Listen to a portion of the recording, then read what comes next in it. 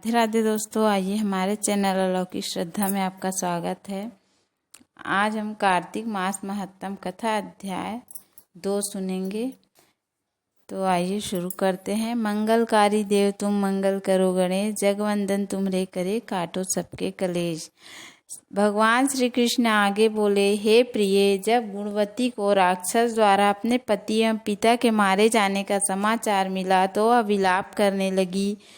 हे नाथ, हे पिता, मुझको त्याग कर तुम कहाँ चले गए? मैं अकेली स्त्री तुम्हारे बिना क्या करूं? अब मेरे भोजन वस्त्र आदि की व्यवस्था कौन करेगा? घर में प्रेम पूर्वक मेरा पालन पोषण कौन करेगा?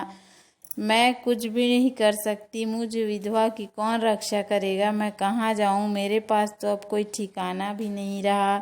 इस प्रकार विलाप करते हुए गुणवती चक्कर खाकर धरती पर गिर पड़ी और बेहोश हो गई।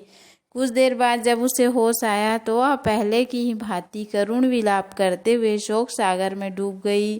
कुछ समय के पश्चात जब वह संभली तो उसे ध्यान आया कि पिता और पति की मृत्यु के बाद मुझे उनकी क्रिया करनी है जिससे उनकी गति हो सके। इसलिए उसने अपने घर का सारा सामान बेच दिया और उससे प्राप्त धन से उसने अपने पिता एवं पति का श्राद्ध आदि कर्म किया। तत्पश्चात वह उसी नगरी में रहते हुए 8 पहर भगवान विष्णु की भक्ति करने लगी। उसने मृत्यु पर्यंत तक नियम पूर्वक सभी एकादशियों का व्रत और कार्तिक महीने में उपवास एवं व्रत किए। हे प्रिय, एकादशी और कार्तिक व्रत मुझे बहुत ही प्रिय है। इनसे मुक्ति, भुक्ति, पुत्र तथा संपत्ति प्राप्त होती है। कार्तिक मास में जब तुला राशि में सूर्य आता है तब ब्रह्म मुहूर्त में उठकर स्नान करने व उपवास करने वाले मनुष्य मुझे बहुत प्रिय हैं, क्योंकि यदि उन्होंने पाप भी किए हो तो भी स्नान व व्रत के प्रभाव से उन्हें मोक्ष प्राप्त हो जाता है।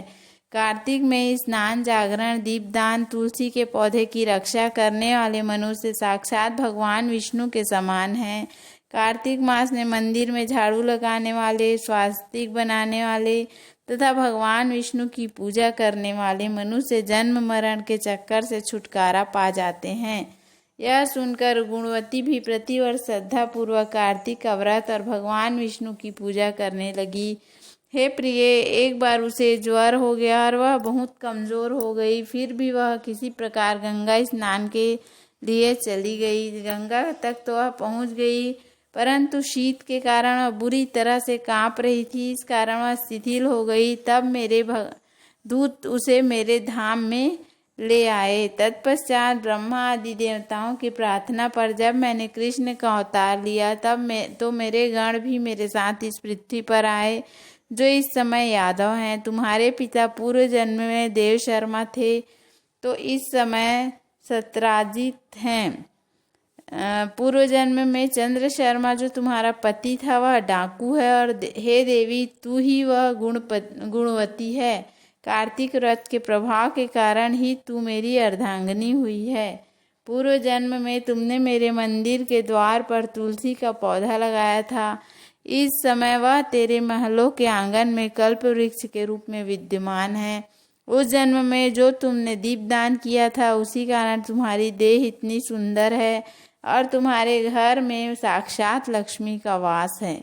चूंकि तुमने पूर्व जन्म में अपने सभी व्रतों का फल प्रतिस्वरूप विष्णु को अर्पित किया था, उसी के प्रभाव से इस जन्म में तुम मेरी प्रिय पत्नी हुई हो। पूर्व जन्म में तुमने नियम पूर्वक जो कार्तिक मास का व्रत किया था उसी के कारण मेरा तुम्हारा कभी वियोग नहीं होगा।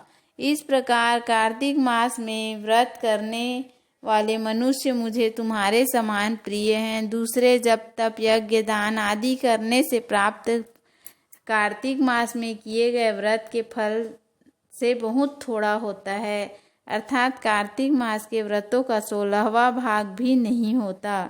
इस प्रकार सत्यभामा भगवान श्री कृष्ण के मुख से अपने पूर्व जन्म के पुण्य का प्रभाव सुनकर बहुत प्रसन्न हुई।